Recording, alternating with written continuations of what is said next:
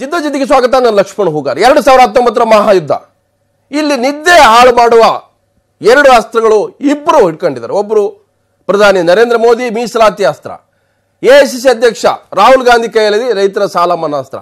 ಹಾಗಿದ್ರೆ ಎರಡು ಅಸ್ತ್ರಗಳಿಂದ ಒಬ್ಬರ ನಿದ್ದೆ ಒಬ್ಬರು ಕೆಡಿಸುವ ಧಾವಂತದಲ್ಲಿದ್ದಾರೆ. ಹಾಗಿದ್ರೆ 2019ರ ಚುನಾವಣೆಯಲ್ಲಿ ಒಬ್ಬರ ನಿದ್ದೆ ಒಬ್ಬರು ಕೆಡಿಸುವ ದೊಡ್ಡ ದೊಡ್ಡ ಅಸ್ತ್ರಗಳ ಪ್ರಯೋಗಕ್ಕೆ ಮುಂದಾಗಿದ್ದಾರೆ. ಇದೇ ಹೊತ್ತಿನ ಚರ್ಚೆ, ಯಾರ ನಿದ್ದೆ ಹಾಳಾಗುತ್ತೋ.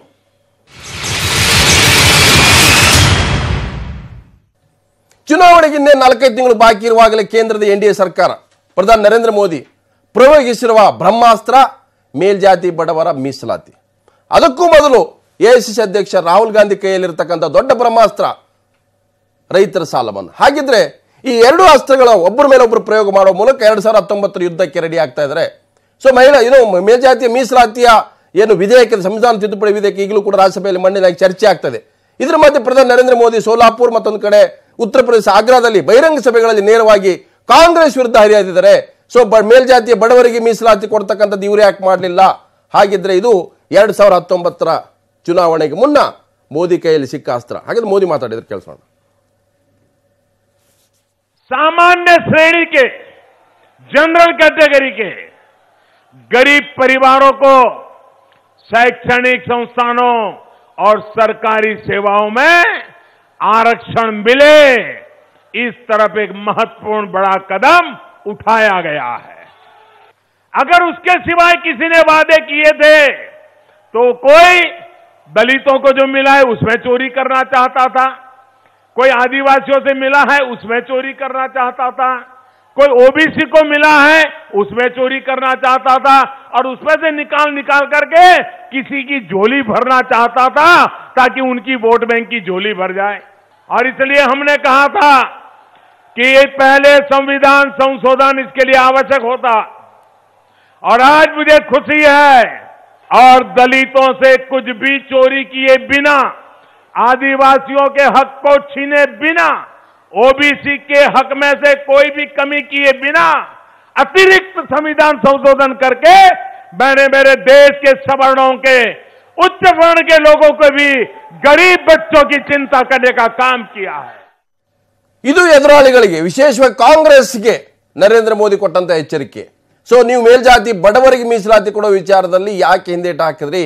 ಸೊ ಇದು ಕಸು ತಿನ್ನುವಂತ ಕೆಲಸ ಅಲ್ಲ, ಅವರ ಹಕ್ಕನ್ನು ಕೊಟ್ಟಿವಿ ಅಂತ ಮಾತನಾಡಿದ್ರೆ. ಆದ್ರೆ ರಾಹುಲ್ ಗಾಂಧಿ ಈಗ ಇವತ್ತು ಬಹಿರಂಗ ಸಭೆಯಲ್ಲಿ ನೇರವಾಗಿ ಮೋದಿ ಅವರಿಗೆ ಸವಾಲು ಹಾಕಿದ್ರೆ, ನಿಮ್ ನಿದ್ದೆ ಮಾಡಕ್ ಬಿಡಲ್ಲ, ರೈತರ ಸಾಲ ಮನ್ನಾ ಮಾಡಲೇಬೇಕು.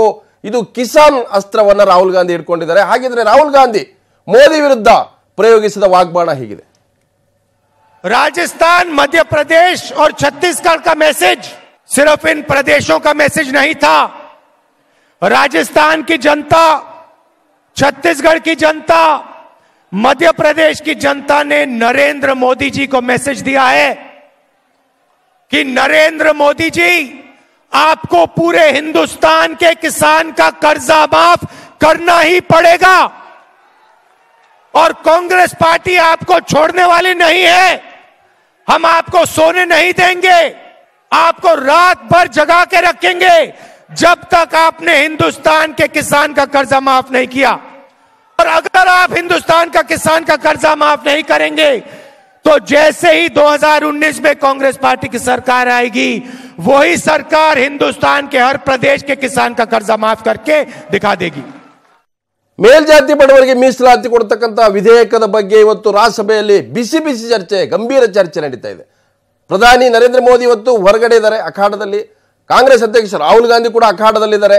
ಸೊ ಸದನದಲ್ಲಿ ದೊಡ್ಡ ಚರ್ಚೆ ನಡೀತಾ ಇದ್ರೆ, ಹೊರಗಡೆ ಇಬ್ರು ಪ್ರಮುಖ ನಾಯಕರು ಒಬ್ಬರ ಮೇಲೆ ಒಬ್ಬರು ಅಸ್ತ್ರಗಳ ಪ್ರಯೋಗ ಮಾಡ್ತಾ ಇದ್ದಾರೆ. ಮೋದಿ ವರ್ಸಸ್ ರಾಹುಲ್ ಗಾಂಧಿ. और जब बैटिंग आने का समय आता है तो बैक फुट पे जाके खेलते हैं, डर के खेलते हैं. हिंदुस्तान को किसी से डरने की जरूरत नहीं है, हिंदुस्तान के किसान को किसी से डरने की जरूरत नहीं है, हिंदुस्तान के युवा को किसी से डरने की जरूरत नहीं है. हम खेलेंगे तो फ्रंट फुट पे खेलेंगे और छक्का मार के दिखाएंगे. कुछ लोग ये कहते हैं कि मोदी जी ये चुनाव के समय क्यों लाए? मुझे बताइए, ऐसे कोई 6 महीने हमारे देश में जाते हैं क्या जब कहीं न कहीं चुनाव ना हो? अगर 3 महीने पहले लाता तो आप कहते मध्य प्रदेश, छत्तीसगढ़, राजस्थान के तेलंगाना के चुनाव के लिए लाए हो। उसके पहले लाता तो आप कहते थे कर्नाटक के चुनाव के लिए लाया हूं। यानी हिंदुस्तान में चुनाव साल में 2-2 बार चलते रहते हैं, कहीं ना कहीं चुनाव चलते रहते। और इसीलिए मैं कहता रहता हूं कि लोकसभा और विधानसभा के चुनाव देश में एक साथ हो जाए। ಹಾಗಾದ್ರೆ 2019 ಟಾರ್ಗೆಟ್ ಇಬ್ಬರಿಗೂ ಇದೆ.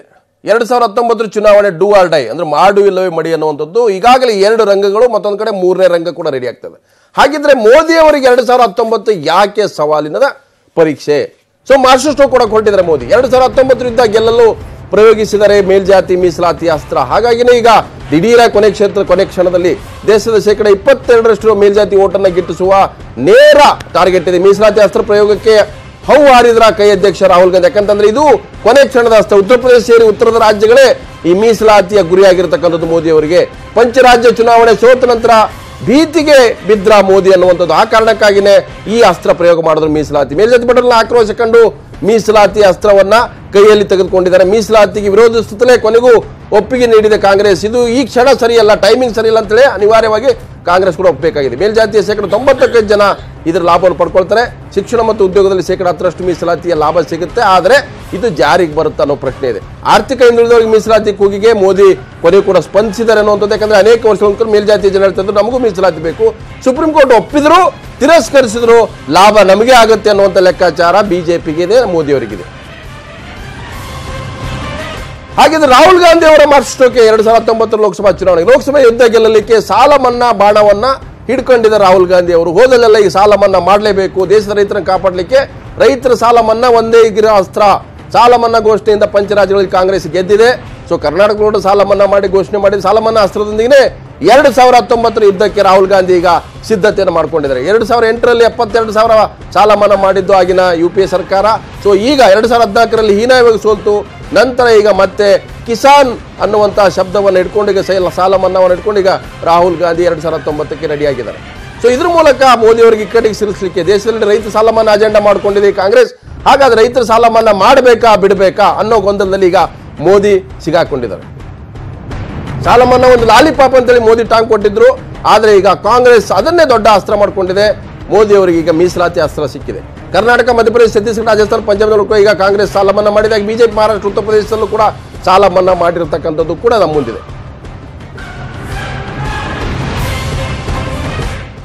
ಇದು 2019ರ ಫಸ್ಟ್ ಸೀನ್ ಬೈ ಸೀನ್ ಶುರು ಆಗ್ತಾ ಹೋಗುತ್ತೆ. 2019 ಚುನಾವಣೆಗೆ ಒಂದೊಂದು ರೀತಿಯ ಸೀನ್ಗಳು, ಒಂದೊಂದು ರೀತಿಯ ಅಸ್ತ್ರಗಳು, front foot, back foot, 6 4 defensive ಆಟ ಅವು ಎಲ್ಲವೂ ಶುರು ಆಗುತ್ತೆ. ಹಾಗಿದ್ರೆ ಸೊ ಇವತ್ತು ಈ 2019 ಚುನಾವಣೆ ರಾಹುಲ್ ಗಾಂಧಿ ವರ್ಸಸ್ ಮೋದಿ ಅನ್ನುವಂಥದ್ರ ಅಖಾಡ ಆಗ್ತಾ ಇದೆ. ಹಾಗೆ ಚರ್ಚೆ ಮಾಡ್ತೀನಿ ಜೊತೆಗೆ ಬಿಜೆಪಿಯ ಈ ವಕ್ತಾರರು ಬಿಗ್ ಕ್ವಶನ್ ಕೇಳ್ಕೊಂಡು ಚರ್ಚೆ ಮಾಡ್ತೀನಿ. ಹಾಗಿದ್ರೆ ಇವತ್ತಿನ ಬಿಗ್ ಕ್ವಶನ್ ನೋಡ್ಕೊಂಡ್ ಬರೋಣ. ಹಾಗಿದ್ರೆ ಯಾರ ನಿದ್ದೆ ಕೆಡಿಸ್ತಾರೆ? ಇದು ನಿದ್ದೆ ಕೆಡಿಸುವ ಆಟನಾ? ಇದು ರಾಜಕೀಯವಾಗಿ ನಿದ್ದೆ ಕೆಡಿಸುವ ಆಟನೇ ಅಂತ ಹೇಳ್ಬೋದು. ಸೊ ಚರ್ಚೆ ಮಾಡ್ತಿರೋದು ಬಿಜೆಪಿ ವಕ್ತಾರದಂತ ಚಲವಾದಿ ನಾರಾಯಣಸ್ವಾಮಿ ಇದ್ದಾರೆ. ಹಾಗೇನೆ ಕಾಂಗ್ರೆಸ್ನ ಹಿರಿಯ ನಾಯಕರು ವಕ್ತಾರದಂತ PR ರಮೇಶ್ ಇದ್ದಾರೆ. ಹಾಗೆ ಮೈಸೂರಿನ BSP ರಾಜ್ಯಾಧ್ಯಕ್ಷ ಪ್ರೊಫೆಸರ್ ಹರಿರಾಮ್ ಇದ್ದಾರೆ. ಮೂವರು ಕೂಡ ಸ್ವಾಗತ. ಸೊ ಚಲವಾದಿ ನಾರಾಯಣಸ್ವಾಮಿ ಅವರೇ, ಯಾರು ನಿದ್ದೆ ಕೆಡಿಸ್ತೀರಿ? ಯಾರು ನಿದ್ದೆ ಕೆಡಿಸೋಂಥದ್ದು ಏನಿಲ್ಲ. ಇಲ್ಲಿ ನಿದ್ದೆ ಕೆಡಿಸೋದು ಅಂತೇಳಿ ನೀವು ಹೇಳ್ಬೋದು ಅಷ್ಟೇ. ಅದರಲ್ಲಿ ನಿದ್ದೆ ಕೆಡಿಸೋ ಕೆಲಸ ಏನಿಲ್ಲ. ಇಲ್ಲಿ ರಾಜಕೀಯವಾಗಿ ನಿದ್ದೆ ಕೆಡಲ್ಲ. ಅಲ್ಲಲ್ಲ, ರಾಜಕೀಯವಾಗಿ ಚುನಾವಣೆಗಳು ಬಂದಾಗ ಎಲ್ಲ ನಿದ್ದೆ ಕೆಡ್ತಾರೆ. ಅವರು ಕೆಡ್ತಾರೆ, ನಾವು ಮೋದಿ ನಿದ್ದೆ ಕೆಡಿಸ್ತೀವಿ, ನಿದ್ದೆ ಮಾಡಕ್ ಅಲ್ಲಲ್ಲ. ಹೇಳಿಕೆಗಳಿಗೆ ಏನು ಕಡಿಮೆ? ಹೇಳಿಕೆಗಳಿಗೆ ಜನಗಳ ಮುಂದೆ ಹೇಳಿಕೆಗಳ ಮುಂದೆ ಹೇಳಿಕೆಗಳು ಏನನ್ನು ಆಗಿದ್ರೆ ಕಳೆದ ಸಾರಿ ನಿದ್ದೆ ಕೆಟ್ಟವ್ರು ಯಾರು? ಅದಕ್ಕೆ ಈ ಸಲ ನಿದ್ದೆ ಕೆಡಿಸ್ತೀವಿ ಅಂದ್ಕೊಂಡಿದ್ದಾರೆ. ಜನ ತೀರ್ಮಾನ ಮಾಡ್ಬೇಕು. ಇವಕ್ಕೆಲ್ಲ ಉತ್ತರ ಕೊಡೋರು ದೇವರುಗಳು ಕೂಡ ಇದಕ್ಕೆ ಉತ್ತರ ಕೊಡಲ್ಲ. ಜನರೇ ನಿಜವಾದ ದೇವರು ಪ್ರಜಾಪ್ರಭುತ್ವದಲ್ಲಿ. ಅವರು ಉತ್ತರ ಕೊಡ್ತಾರೆ ಇದಕ್ಕೆ. ಇಲ್ಲಿ ನಿದ್ದೆ ಕೆಡೋ ಪ್ರಶ್ನೆ ಇಲ್ಲ.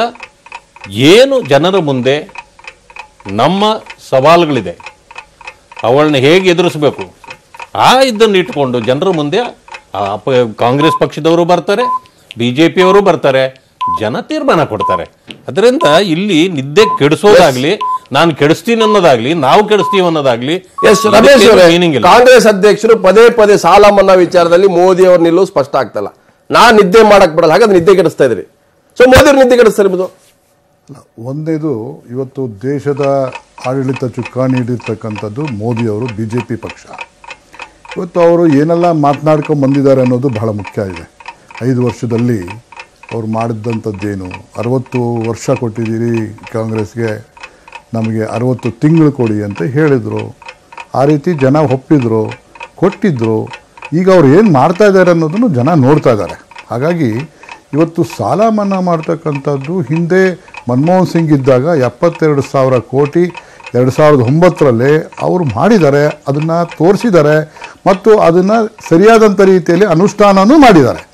ಅದೇ ರೀತಿ ನಮ್ಮ ರಾಜ್ಯ ಸರ್ಕಾರದಲ್ಲಿ ಸಿದ್ದರಾಮಯ್ಯನವ್ರ ಸರ್ಕಾರ ಮಾಡಿದ್ದಾರೆ. ಸಾಲ ಮನ್ನಾ ಅಸ್ತ್ರ ಮೋದಿಯವರು ನಿದ್ದೆಗೆಡಿಸುತ್ತೆ. ಅಲ್ಲ, ನಿದ್ರೆ ಅವ್ರನ್ನ ಅಲ್ಲಿಂದ ಕಳಿಸ್ತಕ್ಕಂಥದ್ದೇ ನಮ್ಮ ಉದ್ದೇಶ. ಈಗ ಈ ದೇಶವನ್ನ ಸರಿಯಾದಂಥ ದಾರಿಯಲ್ಲಿ ತರ್ತಕ್ಕಂಥದ್ದೇ ಕಾಂಗ್ರೆಸ್ ಉದ್ದೇಶ. ಇವತ್ತು ಬಡವರ ಪರವಾಗಿ, ರೈತರ ಪರವಾಗಿ ಏನೆಲ್ಲ ಕಷ್ಟ ಕಾರ್ಪಣ್ಯಗಳಿದೆ ಇದನ್ನ ದೂರಪಡಿಸ್ತಕ್ಕಂಥ ಯೋಜನೆಗಳನ್ನು ತರ್ತಾರೆ. ಡಿಬೇಟ್ ಮಾಡ್ತಾರೆ. ಹಾಗೆ ಪ್ರೊಫೆಸರ್ ಹರಿರಾಮ್ ಅವರೇ, ಒಂದು ಕಡೆ ಮೇಲ್ಜಾತಿಯ ಬಡವರಿಗೆ ಆರ್ಥಿಕ ಹಿನ್ನೆಲೆಯಲ್ಲಿ ಮೀಸಲಾತಿ ಅಸ್ತ್ರ ಮೋದಿ ಕೈಯಲ್ಲಿದೆ, ಇನ್ನೊಂದು ಕಡೆ ರಾಹುಲ್ ಗಾಂಧಿ ದೇಶದ ರೈತರ ಸಾಲ ಮನ್ನಾ ಮಾಡದೆ ಹೋದ್ರೆ ಮೋದಿ ನಿದ್ದೆಗೆಡಿಸ್ತೀನಿ ಅಂತ ಹೇಳ್ತಾ ಇದ್ದಾರೆ. ಹಾಗಿದ್ರೆ ಇಲ್ಲಿ ನಿದ್ದೆಗೆಡಿಸುವ ಆಟ ಶುರು ಆಯ್ತಾ 2019ಕ್ಕೆ ಮೊದಲು?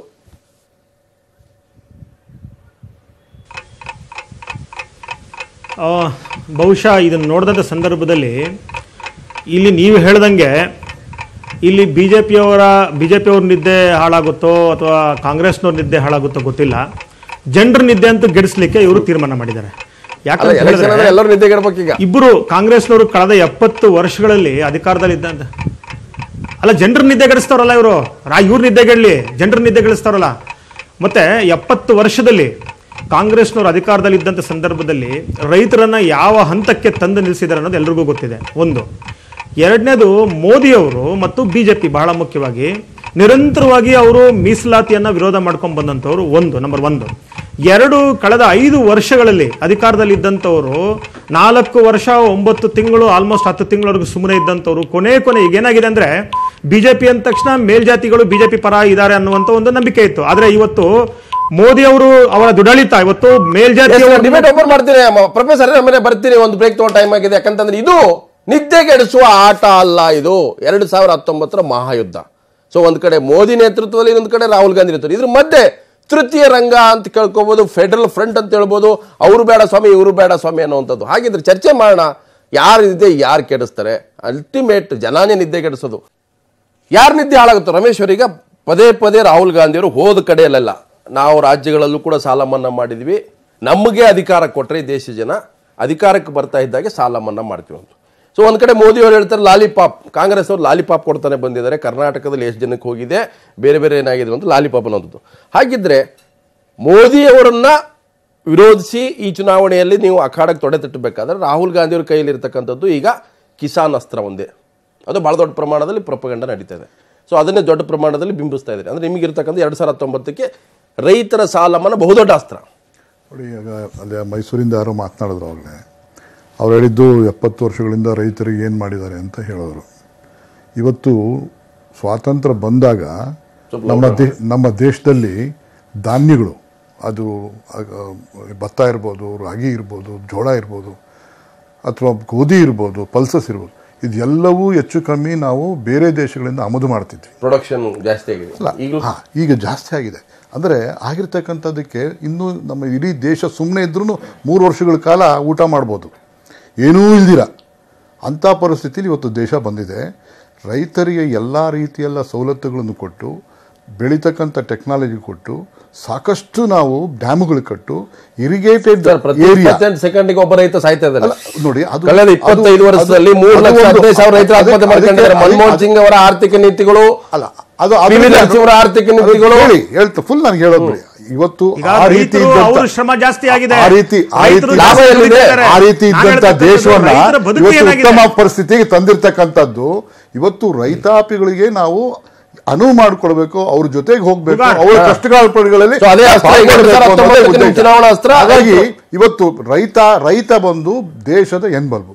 ಸೊ ಇವನು ಇರ್ತಕ್ಕಂಥದ್ದು ಏನು ಒಂದು ಇದೆ ಅದನ್ನು ಉಳಿಸ್ತಕ್ಕಂಥದ್ದು ಇವತ್ತು ಕಾಂಗ್ರೆಸ್ ಪಕ್ಷ ಆಗಬೇಕಾಗಿದೆ. ಇವತ್ತು ಹಿಂದೆ ಮನಮೋಹನ್ ಸಿಂಗ್ ಇದ್ದಾಗ 72,000 ಕೋಟಿನ ಇವತ್ತು ಮನ್ನಾ ಮಾಡಿದ್ದಾರೆ. ಮತ್ತು ನಮ್ಮ ರಾಜ್ಯದಲ್ಲಾಗಲಿ 12 ಲಕ್ಷ ಕೋಟಿ ರೈತರ ಸಾಲ ಇದೆ. ನೋಡಿ ಇವತ್ತು ನೀವು ಎನ್ ಪಿ ಎಷ್ಟಿದೆ ಕೇಳಿ. ಇವತ್ತು ದೊಡ್ಡ ಕಾರ್ಪೊರೇಟ್ಗಳಿಗೆಲ್ಲ ನೀವು ಕೊಟ್ಟಿರ್ತಕ್ಕಂಥ ಲೋನುಗಳು ತಗೊಂಡ್ರೆ ರೈತರಿಗೆ ಸಾಲ ಮನ್ನಾ ಮಾಡ್ತಕ್ಕಂಥದ್ದು ಏನೂ ಇಲ್ಲ. ಸಾವಿರಾರು ಜನ ಹೋಗಿ ಹೊಡ್ಕೊಂಡು ಹೋಗ್ತಾ ಇದಾರಲ್ಲ, ಕಾಂಗ್ರೆಸ್ ಪಕ್ಷ ಮೂಗುಗ್ ತುಪ್ಪ ಮೋದಿ ಅವರಿಗೆ ರೈತರ ಸಾಲ ಮನ್ನಾ ದೊಡ್ಡ ಪ್ರಮಾಣದಲ್ಲಿ ನಿದ್ದೆ ಮಾಡಕ್ ಬಿಡಲ್ಲ. ಖಂಡಿತ ನಾವು ಮಾಡಿ ತೋರಿಸ್ತೇವೆ. ಇವತ್ತು ರಾಹುಲ್ ಗಾಂಧಿ ನಮ್ಮ ಅಧ್ಯಕ್ಷರು ಅವರ ಒಂದು ಏನು ಮಾತಿದೆ ಆ ಮಾತಿನಂತೆ ನಡ್ಕೊಳ್ತಕ್ಕಂಥ ಒಬ್ಬ ಲೀಡರ್ ಇದ್ದಾರೆ ಅಂತ ದೇಶದಲ್ಲಿ ತೋರಿಸ್ಕೊಟ್ಟಿದ್ದಾರೆ. ನಾರಾಯಣ ಸ್ವಾಮಿಗಳೇ, ವಾಯ್ಸ್ ಇಲ್ವಾ? 4 ವರ್ಷ 9 ತಿಂಗಳಾಯ್ತು, 56 ತಿಂಗಳು ಮುಗೀತು. ನಿಮ್ ಕೊನೆ ಕ್ಷಣದಲ್ಲಿ ಮೇಲ್ಜಾತಿಯ ಬಡವರಿಗೆ ಮೀಸಲಾತಿ ಕೊಡ್ಬೇಕನ್ನೋದು ಕನಸು ಬಿತ್ತು. ಒಂದೇ ದಿನದಲ್ಲಿ ಮಂಡಲ್ ಕಮಿಷನ್ ರಿಪೋರ್ಟ್ ಬರಬೇಕಾದ್ರೆ 10 ರಿಂದ 15 ವರ್ಷ ಆಯ್ತು. 2 ಬಾರಿ ಮಂಡಿಸ್ತಾರೆ, ಅದಕ್ಕೆ ಡೇಟಾ ತರಿಸ್ತಾರೆ, ಯಾವ್ಯಾವ ಸಮುದಾಯದ ಆರ್ಥಿಕ ಸ್ಥಿತಿಗತಿಗಳನ್ನು, ಶೈಕ್ಷಣಿಕ ಏನೋ, ಜಮೀನು ಪಟ್ಟ ಎಷ್ಟಿದೆ, ಯಾರ್ದು ಏನಿದೆ, ಅದನ್ನ ನೀವು ಯಾವ ಡಾಟಾ ಇಟ್ಕೊಂಡು ಈಗ 10% ಕೊಡ್ಬೇಕಂತ ಏನು ಸೆನ್ಸಸ್ ಮಾಡಿದಾರಾ? ನಿಮ್ಮ ಹತ್ರ ಯಾವ್ಯಾವ ರಾಜ್ಯದಲ್ಲಿ ಯಾವ ಜಾತಿಯವರು ಎಷ್ಟು ಪ್ರಮಾಣದಲ್ಲಿ ಜಮೀನಿದೆ, ಅವರ ಆದಾಯ ಏನು, ಅವ್ರ ಶೈಕ್ಷಣಿಕ ಅರ್ಥ ಯಾವ ಡಾಟಾ ನಿಮಗೆ?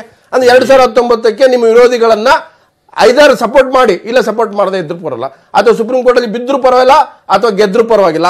2019ಕ್ಕೆ ಇದೊಂದು ಅಸ್ತ್ರ, ಅಂದ್ರೆ ಎದುರಾಳಿಗಳ ನಿದ್ದೆಗೆಡಿಸುವಂತದ. ಈಗ ನಿದ್ದೆಗೆಡಿಸೋ ವಿಷಯ ಅಲ್ಲ ಇದು, ನಿದ್ದೆನೇ ಕೆಡಿಸ್ತಾ ಇರೋದು. ನೋಡಿ, ಮೇಲ್ಜಾತಿಯ ಬಡವರು ಬಹುಕಾಲದ ಬೇಡಿಕೆ ನಮಗೂ ರಿಸರ್ವೇಶನ್ ಬೇಕು, ಶ್ರೀಮಂತರಿಗೂ ಕೊಡ್ಬೇಕಂತ ಏನಿಲ್ಲ. ಅಲ್ಲಿ ಅಂದ್ರೆ 66,000 ಸಂಬಳ ತಗೊಳ್ಳೋನು ಬಡವ, ನಿಮ್ ಪ್ರಕಾರ 2.5 ಲಕ್ಷ ತಗೊಳ್ಳೋನು 5% ಟ್ಯಾಕ್ಸ್ ಕಟ್ಬಿಡೋಕೆ ಅವನು ಶ್ರೀಮಂತ. 2 ಲಕ್ಷ ಯಾವ ಮಾನದಂಡ ನಿಮ್ಮದು? 8 ಲಕ್ಷ ಅಂದ್ರೆ ತಿಂಗಳಿಗೆ 66,000 ರೂಪಾಯಿ ಆದಾಯ. 66,000 ರೂಪಾಯಿ ಆದಾಯ, 66,000 ರೂಪಾಯಿ ಆದಾಯ ಅಪ್ಲೈ ಮಾಡಿಲ್ಲ ಅಂತ ಹಾಗಿದ್ರೆ ನೀವು ಅಪೋಸ್ ಮಾಡಿ. 2000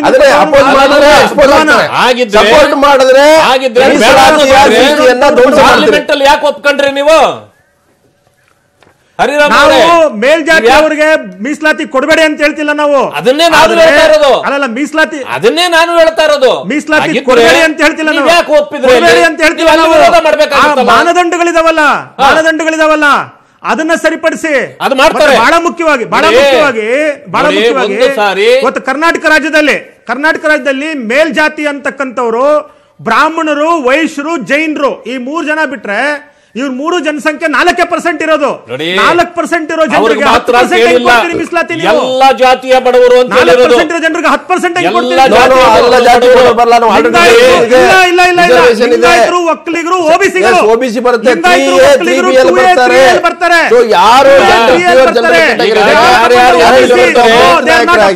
ಹರಿರಾಮ್ ಅವರೇ, not upper cost, they are not upper cost already ಇದೆಯಲ್ಲ.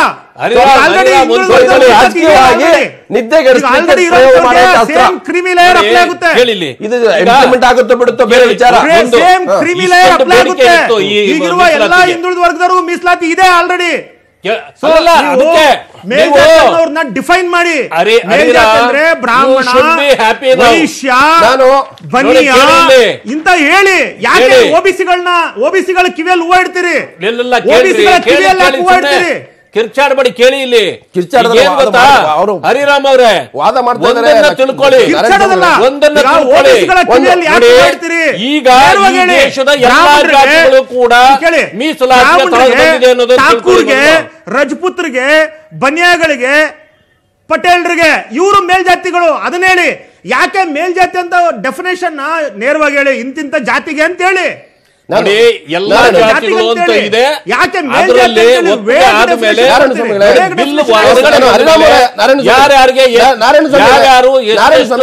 ಆದಾಯ ಮಿತಿ ಬರ್ತದೆ ಗೊತ್ತಾಗುತ್ತೆ. ಗೊತ್ತಾ, ನೀವು ಕೂಸು ಹುಟ್ಟಿಲ್ಲ, ಇನ್ನು ಕುಲಾಯಿ ಹೊಲಿಸ್ಬಿಟ್ಟು ಇಟ್ಟಿದ್ರಿ. ಪ್ರಶ್ನೆ ಇರೋದು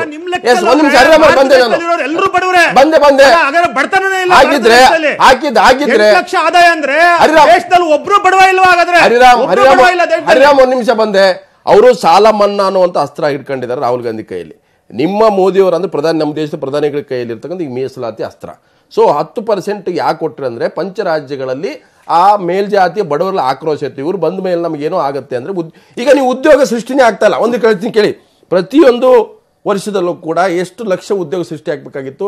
ನಿಮ್ಮ ಸರ್ಕಾರವೇ ಲೋಕಸಭೆಯಲ್ಲಿ ಹೇಳುತ್ತೆ ನಾವು ಪ್ರತಿ ವರ್ಷ 45,000 ರಿಂದ 50,000 ಉದ್ಯೋಗ ಕೊಡ್ತೇವೆ. ಹಾಗಿದ್ರೆ ನೀವು 4,500 ಜನರಿಗೆ ಉದ್ಯೋಗ ಕೊಡಕ್ಕೆ ಈ ಮೀಸಲಾತಿ ತರ್ತಾ ಇದ್ದೀರಾ? ಒಂದು ಆಯ್ತಾ? ಇವತ್ತು ದೇಶದಲ್ಲಿ 17% ಎಸ್ಸಿಗಳು ಬರ್ತಾರೆ, ಅವ್ರಿಗೆ ಮೀಸಲಾತಿ ಇರೋದು 15%, ಎಸ್ಟಿಗಳು 8.6% ಇದೆ, 7.5% ಇದೆ.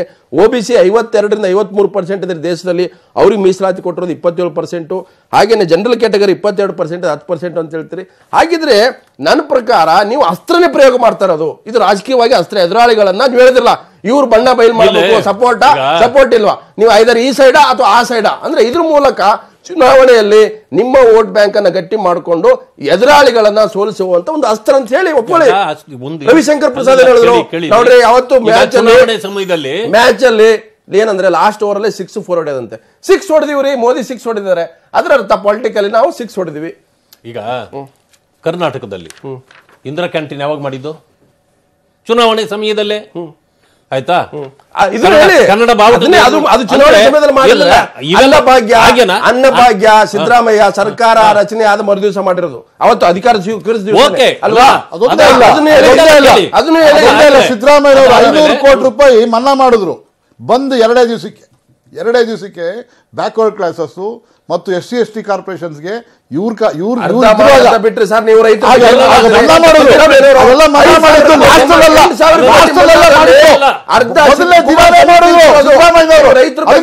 ಅಲ್ಲ ರಮೇಶ್ ಅವರೇ, ಸಿದ್ದರಾಮಯ್ಯ ಅನೌನ್ಸ್ ಮಾಡಿದ 8,000 ಕೋಟಿಯಲ್ಲಿ ಒಂದು ಕಂತು ಮಾತ್ರ ನೀವು ಸಿದ್ದರಾಮಯ್ಯ ರಿಲೀಸ್ ಮಾಡಿದ್ದು, ಅದು ಕುಮಾರಸ್ವಾಮಿ ರಿಲೀಸ್ ಮಾಡಿದ್ದು, ಅದನ್ನು ಇಟ್ಕೋಬೇಕಾಗತ್ತಲ್ವಾ?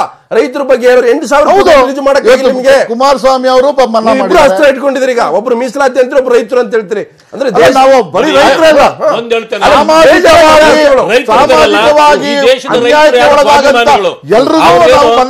ಸಾಲ ಮನ್ನಾ ಮಾಡಿ ಅಂತ ಒಬ್ಬ ರೈತನು ಇದುವರೆಗೂ ಕೇಳಿಲ್ಲ.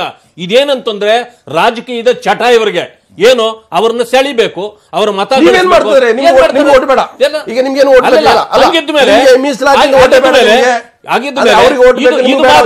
ಅಲ್ಲಲ್ಲ, ನೀವು ರಿಸರ್ವೇಶನ್ ತಂದ್ರೆ ಅದು ಮಾತ್ರ ನಾವು ಚುನಾವಣೆಗೆ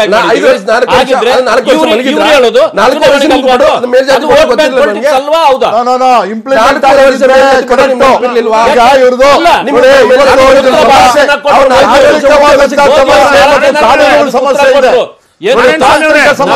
ಕಾನೂನುಗಳ ಸಮಸ್ಯೆ ಇದೆ. ಆಗಿರಬಹುದು, ಮೂರ್ಖರು ಅನ್ಕೊಂಡ್ಬಿಟ್ಟಿದ್ದೀರಿ ಅನ್ಸುತ್ತೆ ನೀವು. ಯಾಕಂದ್ರೆ ಸೃಷ್ಟಿನೇ ಆಗದೆ ಇರುವಂತ ಸರ್ಕಾರಿ ಕ್ಷೇತ್ರದಲ್ಲಿ, ಉದ್ಯೋಗನೇ ಇಲ್ದಿರೋ ಸರ್ಕಾರಿ ಕ್ಷೇತ್ರದಲ್ಲಿ ಉದ್ಯೋಗ ಕೊಡ್ತೀನಂತ ಮೇಲ್ಜಾತಿಯವ್ರಿಗೂ ಮೋಸ ಮಾಡ್ಲಕ್ ಹೊಂಟಿದ್ರಲ್ಲ ನೀವು ಬಿಜೆಪಿ ಅವರು. ಯಾವ ಮೇಲ್ಜಾತಿಯವ್ರು ನಿಮ್ಗೆ ಓಟ್ ಹಾಕ್ತಿದ್ರು, ನಿಮ್ಮ ಭ್ರಮೆ ಮೋಸ ಮಾಡಕ್ ಹೊಂಟಿದ್ರಲ್ಲ ಕೊನೆಗೆ.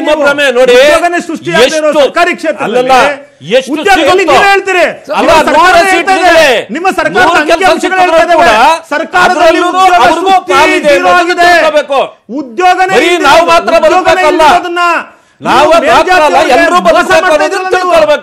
ಮತ್ತೆ ಅದ್ರ ಜೊತೆಗೆ ನಿಮ್ಮ ಡೆಫಿನೇಷನ್ 8 ಲಕ್ಷ ಅಪ್ಲೈ ಆಗೋದಾದ್ರೆ ಭಾರತ ದೇಶದಲ್ಲಿ 90% ಜನ ಇದೇ ಡೆಫಿನೇಷನ್ ಬರ್ತಾರೆ. ಹಾಗಾಗಿ ಇವಾಗ ಏನ್ 50% ಇದೆಯಲ್ಲ ಅದನ್ನ 85%ಗೆ ಮಾಡಿ, OBC SC/ST ಗಳಿಗೆ ಅವ್ರಿಗೂ ರೈಸ್ ಮಾಡಿ, ನೀವು ಮೇಲ್ಜಾತಿಯಲ್ಲಿ ಜನಸಂಖ್ಯೆ ಎಷ್ಟಿದೆ ಅಷ್ಟಕ್ಕೆ ಕೊಡಿ. ಉದಾಹರಣೆಗೆ ಕರ್ನಾಟಕದಲ್ಲಿ ನಾನು ಹೇಳ್ದಂಗೆ ಕೇವಲ 4% ಇರೋದು ಮೇಲ್ಜಾತಿಯವರು. 4% ಇರೋರಿಗೆ 10% ಮೀಸಲಾತಿ ಹೆಂಗ್ ಕೊಡಿ? ನೀವು ವಾಟ್ ಪ್ರಿನ್ಸಿಪಲ್, ವಾಟ್ ಬೇಸಿಸ್?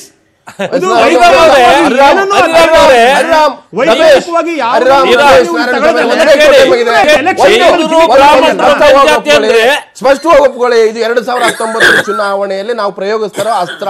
ಯಾರ ತಲೆನೂ ತೆಗಿಬಹುದು, ಯಾರ ನಿದ್ದೆನೂ ಹಾಳು ಮಾಡಬಹುದು, ಪ್ರಶ್ನೆ ಇರ್ತಕ್ಕಂಥದ್ದು. 2 ಪ್ರಮುಖ ಅಸ್ತ್ರ ತಾವು ತೆಗೆದುಕೊಂಡ್ರೆ ಎರಡನ್ನೂ ಕೂಡ ನಾನು ವೆಲ್ಕಮ್ ಮಾಡ್ತೀನಿ. ರೈತರನ್ನ ಸಶಕ್ತ ಮಾಡ್ತಕ್ಕಂಥದ್ದು ಯಾವುದೇ ರಾಜಕೀಯ ಪಕ್ಷ ಮಾಡೋದು ನಾನು ವೆಲ್ಕಮ್ ಮಾಡ್ತೀನಿ. ಅಥವಾ ಎಲ್ಲ ಜಾತಿ ಬಡವರಿಗೆ ಸಾಮಾಜಿಕ ನ್ಯಾಯ ಸಿಗಬೇಕು, ಅವರು ಸ್ವಾಭಿಮಾನದಿಂದ ಬದುಕಬೇಕು ಅನ್ನುವಂಥದ್ದು ಏನು ನಿರ್ಧಾರ ಇದೆ ಅದನ್ನು ನಾನು ವೆಲ್ಕಮ್ ಮಾಡ್ತೀನಿ. ಎರಡೂ ಕೂಡ ವೆಲ್ಕಮ್. ಆದರೆ ಎರಡೂ ಉದ್ದೇಶವು ನಾನು ನೇರ ರಮೇಶ್ವರ್ ಕೇಳ್ತೀನಿ, ಬೇಕಾದ ಬಂದಮೇಲೆ ನಿಮಗೆ ಕೇಳ್ತೀನಿ. 10 ರಿಂದ 11 ಲಕ್ಷ ಕೋಟಿ ಸಾಲ ಮನ್ನಾ ನೀವು ಒಮ್ಮಿಗೆ ಮಾಡ್ತೀರಾ? ಒಂದು ಪ್ರಶ್ನೆ. ಹಾಗಿದ್ರೆ ನೀವು 10% ಮೀಸಲಾತಿ ಕೊಟ್ಟಿದ್ರಲ್ಲ, ಯಾವ್ಯಾವ ರಾಜ್ಯದಲ್ಲಿ ಜನರಲ್ ಕ್ಯಾಟಗರಿ ಎಷ್ಟಿದೆ, SC/ST ಎಷ್ಟಿದೆ, OBC ಎಷ್ಟು, ಒಂದೊಂದು ರಾಜ್ಯ ಒಂಥರ ಇದೆ. ನೀವು ಒರಿಸ್ಸಾಕ್ಕೆ ಹೋದ್ರೆ 11% ಮಾತ್ರ ಅಲ್ಲಿ OBC ರಿಸರ್ವೇಷನ್ ಇರೋದು, 37% SC ಇದೆ. ಜನರಲ್ ಕ್ಯಾಟಗರಿ ಬಹಳ ಕಮ್ಮಿ ಇರ್ತಕ್ಕಂಥದ್ದು. ಹಾಗಿದ್ರೆ ಅಲ್ಲಿ ಒಂಥರ ಮೀಸಲಾತಿ ಇದೆ, ಕರ್ನಾಟಕದಲ್ಲಿ ಒಂಥರ ದಲಿತ ಸಮುದಾಯಗಳಿದೆ, ಹಿಂದುಳಿದವರು ಜನರಲ್ ಕ್ಯಾಟಗರಿ. ನೀವು ಯಾವ ಡಾಟಾ ಇಟ್ಕೊಂಡು ಮಾಡಿದ್ರಿ? ಹಾಗಿದ್ರೆ ರಾಹುಲ್ ಗಾಂಧಿ ಕೇಳ್ತೀವಿ, ನೀವು ಸಾಲ ಮನ್ನಾ ಅಂತ ಹೇಳ್ತಾ ಇದ್ರಲ್ಲ, ಬಂದ ತಕ್ಷಣ ಎಲ್ಲ ಮನ್ನಾ ಮಾಡ್ತೀರಾ? ಹಾಗಿದ್ರೆ ಇಬ್ರು ಲಾಲಿಪಾಪ್ ಕೊಡ್ತಾ ಇದ್ರಿ. ಪ್ರೊಫೆಸರ್ ಹರಿರಾಮ್, ಉತ್ತರ ಪ್ರದೇಶದಲ್ಲಿ SP BSP ಮೈತ್ರಿ ಆಯಿತು. ನವೀನ್ ಪಟ್ನಾಯಕ್ ನಮ್ಮ BJP ಸಹವಾಸ ಬೇಡ, ಕಾಂಗ್ರೆಸ್ ಸಹವಾಸ ಬೇಡ. ತೆಲಂಗಾಣದ ಚಂದ್ರಶೇಖರ್ ನಿಮ್ಮ ಸಹವಾಸ ಬೇಡ, ಅವ್ರ ಸಹವಾಸ ಬೇಡ. ಸೊ ಈ ಅಲಯನ್ಸ್ ಪಾಲಿಟಿಕ್ಸ್ ಏನು ಬಹಳ ಒಂದು ಪ್ರಮಾಣದಲ್ಲಿ ನಡೀತಾ ಇದೆಯೋ ಆ ಕಾರಣಕ್ಕಾಗಿ ಇಬ್ರು ಕೂಡ ಎರಡು ಅಸ್ತ್ರ ಪ್ರಯೋಗ ಮಾಡ್ತಾ ಇದ್ದಾರೆ. ಒಂದು ಕಡೆ ಮೀಸಲಾತಿ ಅಸ್ತ್ರ, ಒಂದು ಕಡೆ ಹಿಂದಿ ಬೆಲ್ಟ್ ಇರತಕ್ಕಂಥ ಮೇಲ್ಜಾತಿಯ ಓಟ್ಗಳನ್ನು ಪೊಲರೈಸ್ ಮಾಡ್ತಕ್ಕಂಥದ್ದು. ಹಾಗೆ ರಾಹುಲ್ ಗಾಂಧಿ ಅವರಿಗೆ ಏನು ಕಳೆದು ಹೋದಂಥ ಒಂದು ಬೇಸ್ ಇದೆ ಅದನ್ನು ರೀಗೇನ್ ಮಾಡ್ಕೊಳ್ಳಿಕ್ಕೆ ರೈತರನ್ನ ಹಿಡ್ಕೊಂಡು ಹೋದ್ರೆ ಓಟ್ ಸಿಗುತ್ತೆ ಅನ್ನುವಂಥ ಅಸ್ತ್ರ ಪ್ರಯೋಗ ಮಾಡ್ತಾ ಇದ್ದಾರೆ. ಹರಿರಾಮ್,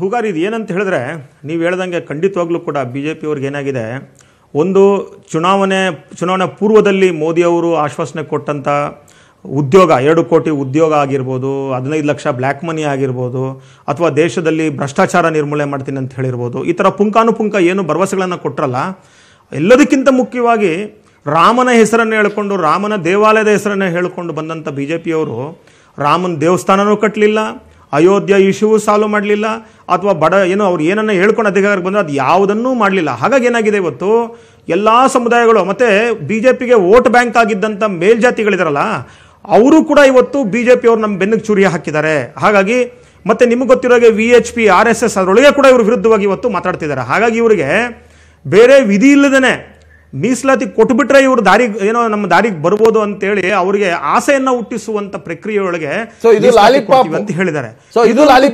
ನನಗನ್ಸುತ್ತೆ ಇದು ಕೋರ್ಟ್ಗೆ ಹೋದ್ರೆ ಬಹುಶಃ ಇದು ನಿಲ್ಲಲ್ಲ.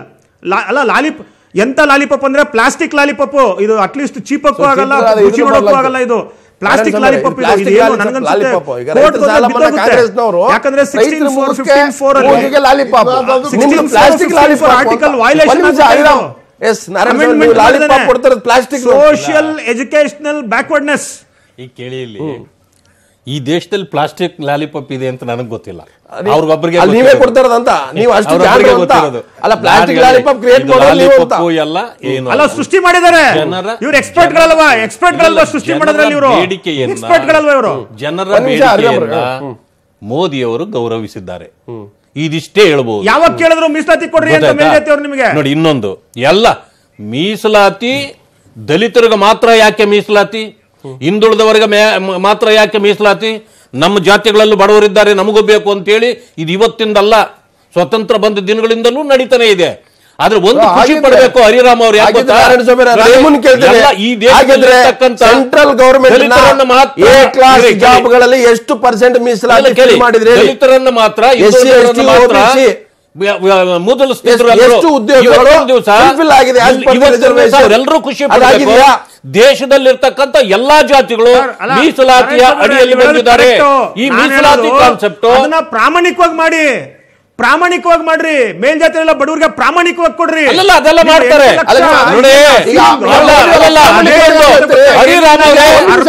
ಒಂದು ತಿಳ್ಕೊಳ್ಳಿ, ನೀವು ಒಂದನ್ನು ತಿಳ್ಕೋಬೇಕಲ್ಲಿ. ಈಗ ನೀವು ಇದನ್ನು ವಿರೋಧಿಸ್ತಿದ್ದೀರಿ ಅಂದ್ರೆ ಮಾಯಾವತಿಯವರನ್ನ ನೀವು ವಿರೋಧಿಸ್ತಿದ್ದೀರಿ ಅಂತ ಅರ್ಥ. ಯಾಕೆ ಅಂತಂದ್ರೆ ಅವರು ಒಪ್ಪಿಗೆ ಕೊಟ್ಟಾದ್ಮೇಲೆ ನೀವು ಇದ್ರ ಬಗ್ಗೆ ಹೇಳ್ತಾ ಇದೀವಲ್ಲ, ಮೀಸಲಾತಿಯನ್ನ ವಿರೋಧ ಮಾಡ್ತಾ ಇಲ್ಲ. ಏನ್ ಮಾಡ್ಬೇಕು ಅದನ್ನ ವಿರೋಧ ಮಾಡ್ತಾ ನಾನು ಹೇಳ್ತಾ ಇರೋದು. ಮಾಯಾವತಿ ಮೇಡಮ್ ದೊಡ್ಡವರ ಅವ್ರು ಒಪ್ಪಿಗೆ ಕೊಟ್ಟು ವಿರೋಧ ಮಾಡ್ತಾ ಇರೋದು. ನಾನು ವಿರೋಧ ಮಾಡ್ತಿಲ್ಲ, ನಾವಿದ್ನ ಸ್ವಾಗತ ಮಾಡ್ತೀವಿ. ನಾನು ಹೇಳ್ತಾ ಇರೋದು ಸ್ವಾಗತ ಮಾಡ್ತೀವಿ. ಮೇಲ್ಜಾತಿಯವರ ಕಿವಿಯಲ್ಲಿ ತಾವ್ರೆ ಹೂ ಇಡಬೇಡ್ರಿ, ತಾವ್ರೆ ಹೂ ಇಡಬೇಡ್ರಿ ಅಂತ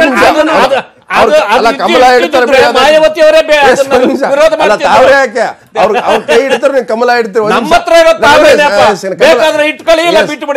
ರಮೇಶ್ ಅವರೇ, ತಾವು ಹೇಳಿದ್ರಿ ಇವತ್ತು ತರಾತುರಿ ಇಲ್ಲಂದ್ರೆ. ಈಗ ನಾರಾಯಣ ಸ್ವಾಮಿ ಹೇಳ್ತಿರ್ತಕ್ಕಂಥ ಹೌದು, ಚುನಾವಣೆ ಬಂದಾಗಲೇ ಯಾವತ್ತೂ ಕೂಡ ಸ್ಕೀಮ್ಗಳದು, ಅದು ಚುನಾವಣಾ ಬೋನಂಜ ಅಂತ ಕರಿತೀವಿ. ಈಗ ಮನಮೋಹನ್ ಸಿಂಗ್ ಅವರು UPA 2 ಬರುವಾಗ ಏನು ಮಾಡಿದ್ರೆ 72,000 ಕೋಟಿ ಮನ್ನಾ ಮಾಡಿದ್ರಲ್ವಾ. 2008 ಮಾಡಿದಾಗ ನೀವು ರಿಪೀಟ್ ವಾಪಸ್ ಬಂದ್ರಿ ಅಲ್ವಾ. ಸೊ ಇವತ್ತು ರಾಹುಲ್ ಗಾಂಧಿ ಭಾಷಣದಲ್ಲಿ ಏನು ಹೇಳ್ತಾರೆ, ನಾವು ಫ್ರಂಟ್ ಫುಟ್ ಬಂದು ಆಟ ಆಡೋಣ ಅಂತ ಹೇಳಿದ್ರೆ ಬ್ಯಾಕ್ ಫುಟ್ ಹೋಗ್ತಾರೆ ಮೋದಿ ಅವರು. ಇವತ್ತು ರಾಜ್ಯಸಭೆಯಲ್ಲಿ ಲಾ ಮಿನಿಸ್ಟರ್ ಹೇಳ್ತಾರೆ ರವಿಶಂಕರ್ ಪ್ರಸಾದ್, ಯಾವ ಚುನಾವಣೆ ಸಂದರ್ಭದಲ್ಲಿ ಯಾರ್ಯಾರು ಏನು ಮಾಡಿದ್ರೆ ಗೊತ್ತು, ನಾವು ಲಾಸ್ಟ್ ಓವರಲ್ಲೇ ಯಾವತ್ತೂ ಕೂಡ 15-20 ರನ್ ಇದ್ದಾಗ 6-4 ಹೊಡೆಯೋದು, ಔಟು ಆಗ್ಬೋದು, ಮ್ಯಾಚ್ ವಿನ್ ಆಗ್ಬೋದು ಅಲ್ವಾ. ಸೊ ಮ್ಯಾಚ್ ಟೈನು ಆಗ್ಬೋದು. ಹಾಗಾಗಿ ಇದು ಪ್ಯೂರ್ ಪೊಲಿಟಿಕಲ್ ಗೇಮ್ ಇದೆ. ಹಾಗಾಗಿ ನೀವು ಮೀಸಲಾತಿ ವಿರೋಧಿಸೋದ್ರಲ್ಲಿ ನೀವು ವಿರೋಧಿಸಬಹುದು, ಸಪೋರ್ಟ್ ಮಾಡಿದ್ರಿ ಬೇರೆ ವಿಚಾರ. ಆದ್ರೆ ಇದು ಪ್ಯೂರ್ 2019 ಪೊಲಿಟಿಕಲ್ ಗೇಮ್ ಅಂತ ಒಪ್ಕೊಳ್ಳಿ. ನೋಡಿ, ಒಂದು ಈಗ ಏನು ಇವರು ಒಂದು ಅಮೆಂಡ್ಮೆಂಟ್ ಅಂತ ತರೋದಕ್ಕೆ ಹೊರಟಿದ್ದಾರೆ ಕಾನ್ಸ್ಟಿಟ್ಯೂಷನ್ ಅಲ್ಲಿ, ಅಂದರೆ ಸಂವಿಧಾನದಲ್ಲಿ, ಅದು ಊರ್ಜಿತ ಆಗಬೇಕು. ಯಾವುದೇ ಒಂದು ಕಾನೂನನ್ನ ತಿದ್ದುಪಡಿ ತಂದಾಗ ಅದು ಊರ್ಜಿತ ಆಗಬೇಕು. ಸಪೋರ್ಟ್ ಮಾಡಿದ್ರಲ್ಲ ಈಗ, ಅಲ್ಲ ಊರ್ಜಿತ, ಅದು ಊರ್ಜಿತ ಆಗಬೇಕು ಅಂತ ನಾವು ಸಪೋರ್ಟ್ ಮಾಡಿದೀವಿ. ಆದ್ರೆ ಕಾನೂನಲ್ಲಿ ಇದು ಕಾನ್ಸೆಪ್ಟ್ ಆಗುತ್ತಿತ್ತು. ಅಲ್ಲ ಬೇಸ್ ಇಲ್ಲ. ಅಲ್ಲ ಇದು ಯಾಕೆ ಮೂಲತಃವಾಗಿ ಸಂವಿಧಾನ ತಂದಾಗ ಯಾರು ಅಂಬೇಡ್ಕರ್ ಅವರು ಕೊಟ್ಟಂತದ್ದು ಯಾವುದು, ಯಾರು ಬಹಳಷ್ಟು ಬ್ಯಾಕ್ವರ್ಡ್ ಸೋಷಿಯಲಿ ಬ್ಯಾಕ್ವರ್ಡ್ ಆಗಿರ್ತಕ್ಕಂಥವ್ರು ಮತ್ತು ಸೋಷಿಯಲಿ ಬ್ಯಾಕ್ವರ್ಡ್ ಆಗಿರ್ತಾರೆ, ಯಾರಿಗೆ ಅವಕಾಶ ಸಿಗ್ತಾ ಇಲ್ಲ ಸ್ಟೇಟ್ಗಳಲ್ಲಿ ಸ್ಪೆಷಲ್ ಕೊಡಬೇಕು ಅಂತ ಬಂದಾಗ. ಆದ್ರೆ ಇವತ್ತು ಈ ವಿಚಾರ ಕೂಡ ಹೇಳಿರ್ತಕ್ಕಂಥದ್ದು ಒಂದು ಇವತ್ತು ಇಂದಿರಾ ಸಾಯಿ ಅವರ ಒಂದು ಜಡ್ಜ್ಮೆಂಟ್ ತಗೊಂಡ್ರೆ ನಾವು ಅದರಲ್ಲಿ ವೆರಿ ಸ್ಪೆಸಿಫಿಕ್ ಆಗಿ ಹೇಳಿದ್ದಾರೆ, ನೀವು ಎಕನಾಮಿಕಲಿ ಬ್ಯಾಕ್ವರ್ಡ್ ಅಂತ ಹೇಳೋದಕ್ಕೆ ಯು ಡೋಂಟ್ ಹ್ಯಾವ್ ಬೇಸಿಸ್, ಅಂದರೆ ಯಾವುದೇ ನಿಮಗೆ ಒಂದು ಅಸ್ತ್ರ ಇಲ್ಲ ಮಾಡೋದಕ್ಕೆ ಅಂತ ಅವಾಗಲೇ ಹೇಳಿದ್ದಾರೆ 1992ರಲ್ಲೇ. ಇವತ್ತು ಆ ಉದ್ದೇಶದಲ್ಲಿ ತಗೊಂಡಾಗ, ಆ ಒಂದು ಆರ್ಡರ್ ಮೇಲೆ ತಗೊಂಡಾಗ ನಾವು ಇವ್ರು ಮಾಡಬೇಕಾದಿದ್ದ ಏನ್ ಕೆಲಸ ಅಂದ್ರೆ, ಮೊದಲನೇದಾಗಿ ನೀವ್ ಯಾಕೆ ಮಾಡ್ಲಿಲ್ಲ? ಮೋದಿಯವರು ಸಿದ್ದರಾಮಯ್ಯನವರು ಕರ್ನಾಟಕದಲ್ಲಿ ಮೊಟ್ಟ ಮೊದಲನೇದಾಗಿ ಸೋಶಿಯೋ ಎಕನಾಮಿಕ್ ನೋಡಿ, ಸೋಶಿಯೋ ಎಕನಾಮಿಕ್ ಸರ್ವೆ ಮಾಡೋದಕ್ಕೆ ಹೊರಟಿದ್ದಾರೆ. ಆ ಸರ್ವೆ ಮಾಡಿದ್ರೆ ಖಂಡಿತ ಆಗುತ್ತೆ. ಇವತ್ತು ಇಡೀ ದೇಶದಲ್ಲಿ ತರಬೇಕಾಗಿತ್ತು, ಅದು ಇವತ್ತು ಇಡೀ ದೇಶದಲ್ಲಿ ತರಬೇಕಾಗಿತ್ತು ನಾನು ಹೇಳ್ತಾ ಇರೋದು. ಹಾಗಾಗಿ ಇವತ್ತು ಅದನ್ನ ತಂದು ತದನಂತರ ಅದನ್ನ ಅನುಗುಣವಾಗಿ ನೀವು ಅಮೆಂಡ್ಮೆಂಟ್ಸ್ ತರೋದಕ್ಕೆ ಪ್ರಯತ್ನ ಪಟ್ಟಿದ್ರೆ ಕಾನೂನಲ್ಲೂ ಆಗೋದು. ಯಾಕಂದ್ರೆ ಒಂದು ನಿಮಿಷ ಮುಗಿಸ್ಬಿಡ್ತೀನಿ. ಸರ್ವೆ ಹೆಸರಿನಲ್ಲಿ ಜಾತಿ ಗಣತಿ ಸುಪ್ರೀಂ ಕೋರ್ಟ್ ಹೇಳಿರೋದು ಸ್ವಾಮಿ. 10% ರಿಸರ್ವೇಶನ್ ನೀವು ಸರ್ವೆ ಮಾಡಿದ್ರೆ ಅದು ತಪ್ಪು, ಬೇರೆ ವಿಚಾರ. ಒಂದು ನಿಮಿಷ, ಇವತ್ತು ನೋಡಿ ಸುಪ್ರೀಂ ಕೋರ್ಟ್ ಅವರು ಒಂದು ಕ್ಯಾಪ್ ಹಾಕಿದ್ದಾರೆ, 50% ಮೇಲೆ ರಿಸರ್ವೇಶನ್ ಕೊಡಬಾರದು ಅಂತ. ಇವತ್ತು 50% ಏನ್ ಕೊಟ್ಟಿದ್ದಾರೆ ಅದರಲ್ಲೇ ಬಹಳಷ್ಟು ಶೋಷಿತ ವರ್ಗದವರು ಇದ್ದಾರೆ. ಇನ್ನೂ ಸರಿಯಾದಂತ ರೀತಿಯಲ್ಲಿ ಯಾವುದೇ ತರದ ಅಧಿಕಾರ ಸಿಕ್ಕೇ ಇಲ್ಲ ಅವ್ರಿಗೆ, ಬಹಳಷ್ಟು ಜಾತಿಗಳಿಗೆ. ಉದಾಹರಣೆ ನಮ್ಮ ಜಾತಿನೇ ತಗೊಳ್ಳಿ, ನಮಗೆ ಸಿಕ್ಕಿಲ್ಲ.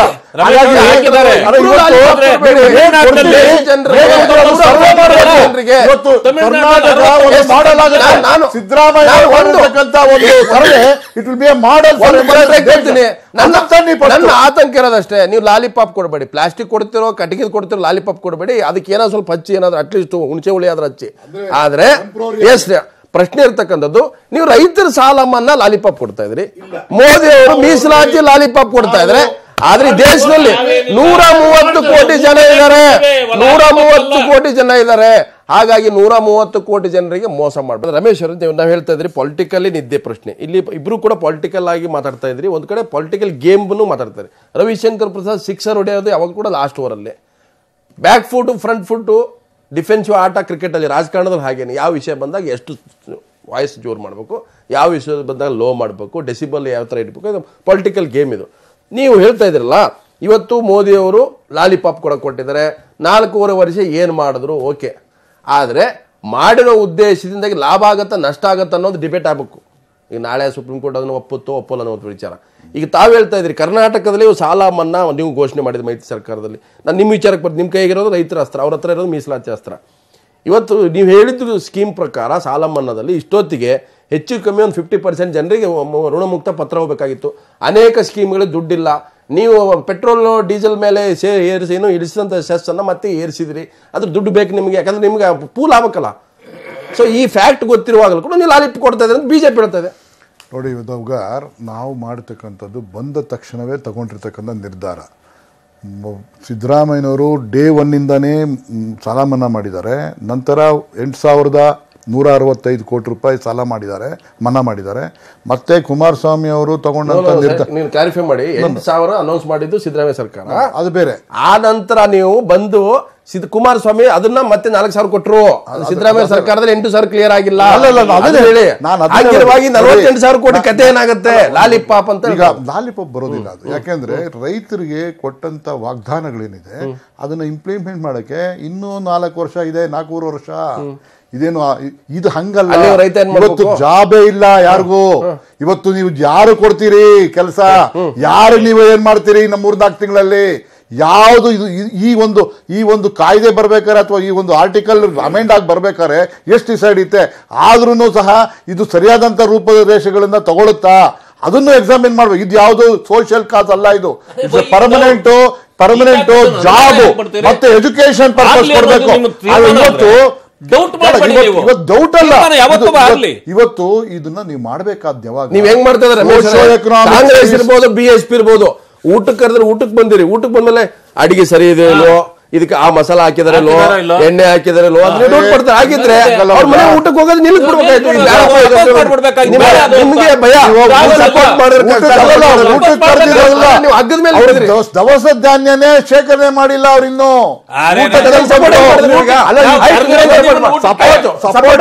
ಸಪೋರ್ಟ್ ಮಾಡಿರೋದು ಒಂದು ಇವ್ರಿಗೆ ಇರ್ತಕ್ಕಂತ ಕಾಳಜಿಯನ್ನ ಪ್ರೂವ್ ಮಾಡಿ ಅಂತ.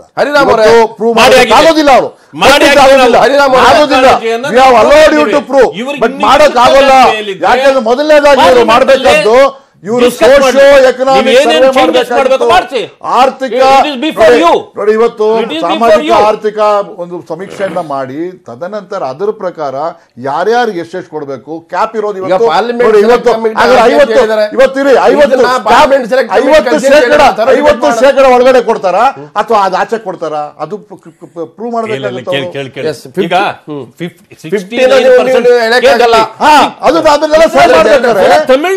ಸುಪ್ರೀಂ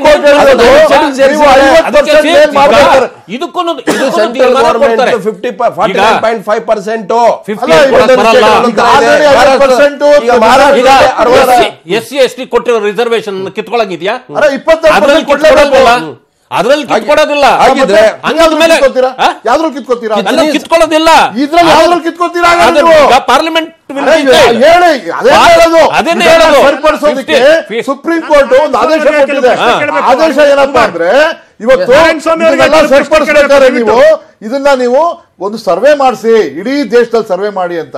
ಅದನ್ನು ಮಾಡಿದ ನಂತರ ಈ ತರ ಕ್ರಮಗಳು ತಗೊಳ್ಳೋದು ಸರಿ ಇದೆ. ಆದ್ರೆ ಇವತ್ತು ನೀವು ಯಾವುದೂ ಮಾಡಿಲ್ಲ, ಕೇವಲ ಗಿಮಿಕ್ ಮಾಡ್ತಾ ಇದ್ದೀರಾ.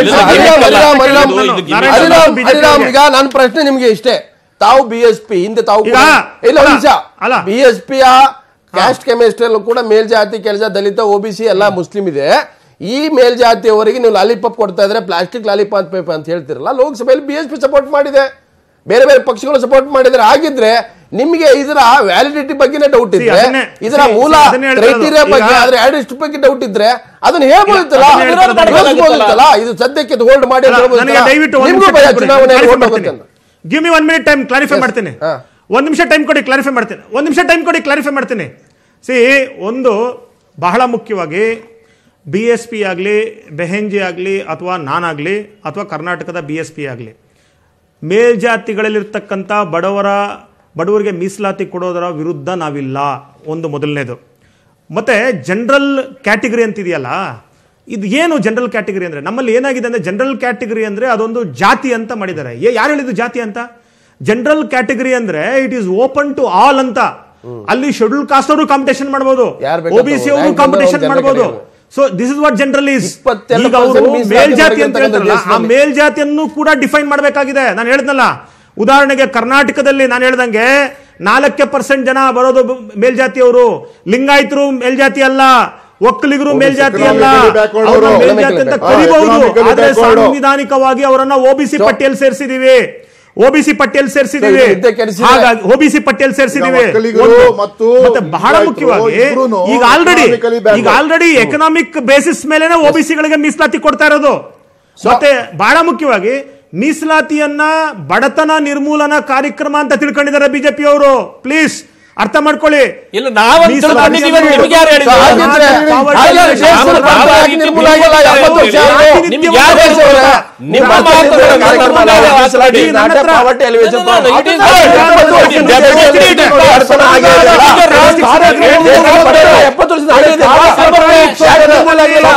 ತಿದ್ದುಪಡಿ ತರ್ತಕ್ಕಂಥದ್ದು ಬೇರೆ. ನಮ್ಮ ತಿದ್ದುಪಡಿ ತರ್ತಕ್ಕಂಥದ್ದು ಅವರ ಜನಸಂಖ್ಯೆಗಿಂತ ಜಾಸ್ತಿ ಇದ್ದಾರೆ. ಅಪ್ರೂವ್ ಆದ್ರೆ ಅವರ ಜನಸಂಖ್ಯೆಗಿಂತ ಜಾಸ್ತಿ ಇದ್ದಾರೆ. ನೋಡಿ